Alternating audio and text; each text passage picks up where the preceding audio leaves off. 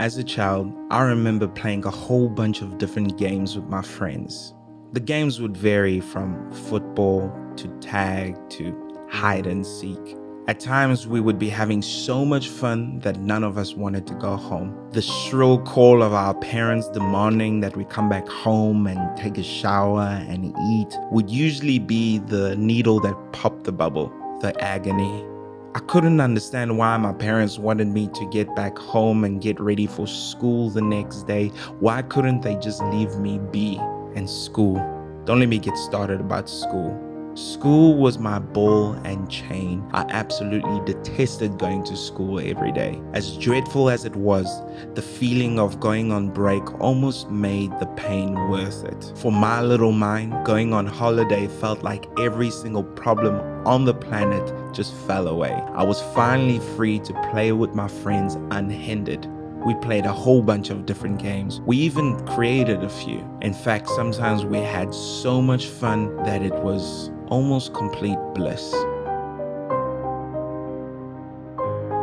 As I got older, I found that it became a lot more difficult to have as much fun. Yes, I still had a good time doing things, but the fun wasn't as all-consuming as it once was. I also noticed that part of my mind constantly nagged at me regardless of what I was doing.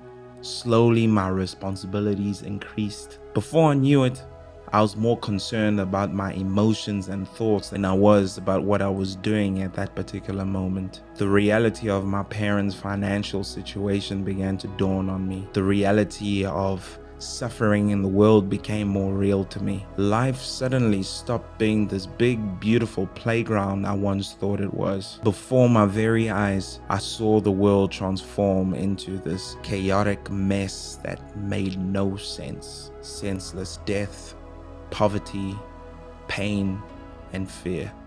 Life stopped being simple. Life stopped being fun.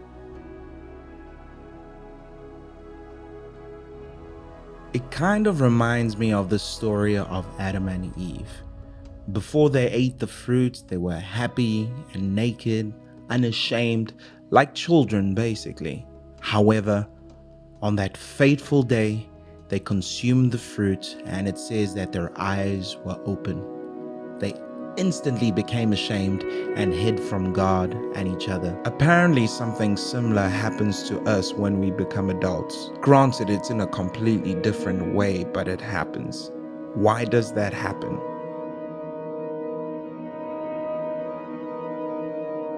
I'm sure there are many answers to this question, but I'm going to go for the lowest hanging fruit.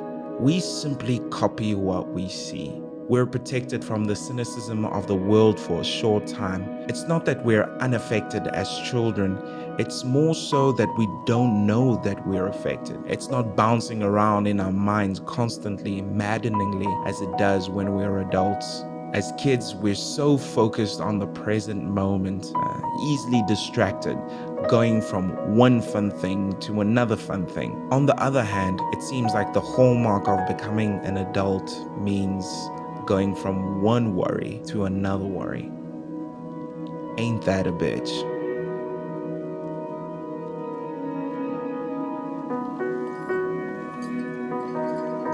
Sometimes it feels like problems will never end. It's true. I've been worried sick about something before, something that would keep me up at night for a few nights.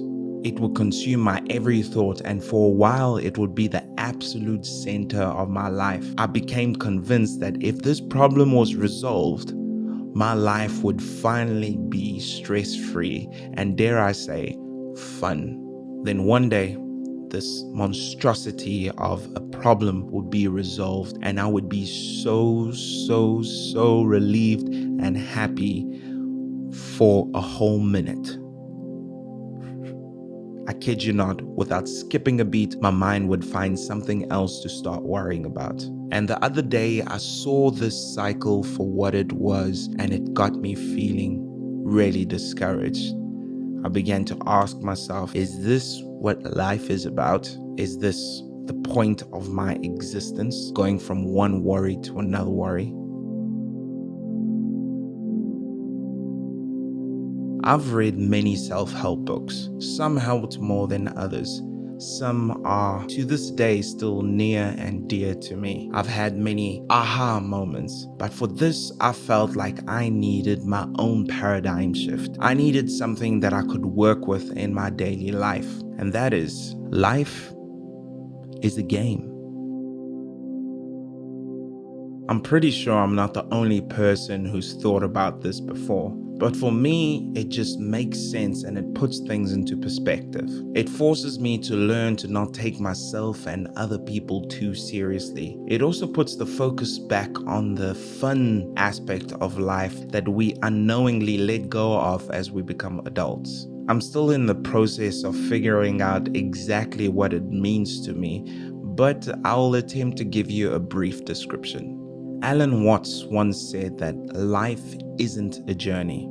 If one viewed life as a journey, then you'll have to believe that the whole point is to reach the end, the destination, to arrive. He says it's better to view life more like a dance. You dance for the sake of dancing because it's fun. The same can be said about a great video game.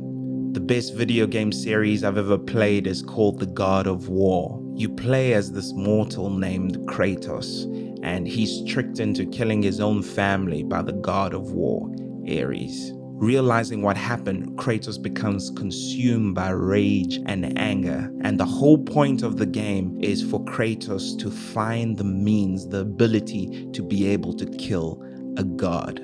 The story of Kratos takes you all around the ancient world. His story becomes your story. There are different stages in the story. You have to fight different types of monsters and reach different levels and upgrade Kratos until you are able to fight Ares. And of course, when you're playing the game as a gamer, you want to fight Ares, but that's not what keeps you in the game. What keeps you in the game is the beautiful, flashy graphics, the amazing set pieces, the cool combos, the fact that you can upgrade Kratos to a point where he's doing some amazing things. There were honestly some moments when I was playing the game back in the day where I was absolutely blown away by the epicness of some of the set pieces, and that's why I continued playing, because it was just a bloody good time. Perhaps some very basic similarities can be drawn between playing a game like God of War and life.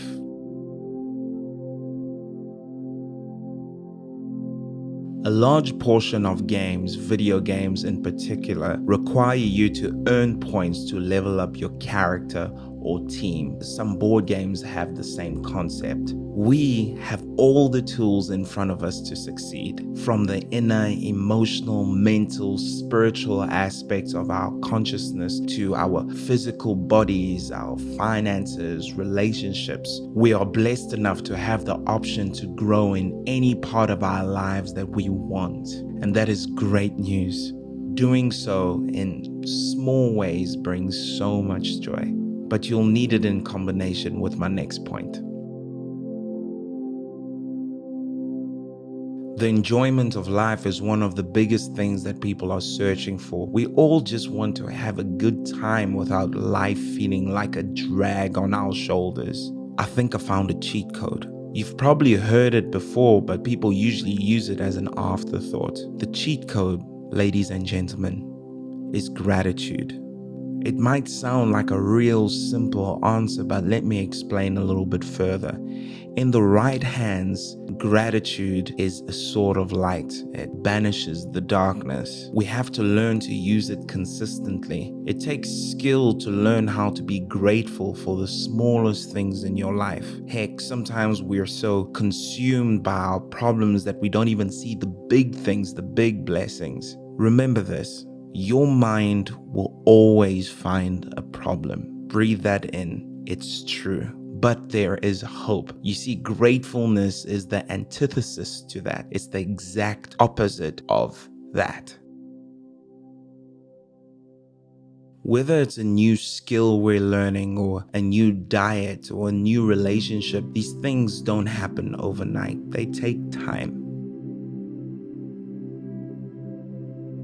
It's so easy to wish that we were somehow flung into the future where we've already reached our goals, but I feel like something very fundamental would be taken from us if that happened. Up until recently, the thought of becoming a millionaire was a child's fantasy. It was impossible to me. After doing a ton of research, which is still ongoing, I've realized that it is well within my grasp. Yes, right now I am laughably far away from that reality. But if I were to close my eyes and wake up in the future where I've reached my financial goals, it wouldn't feel the same. No, the journey is important, the struggle.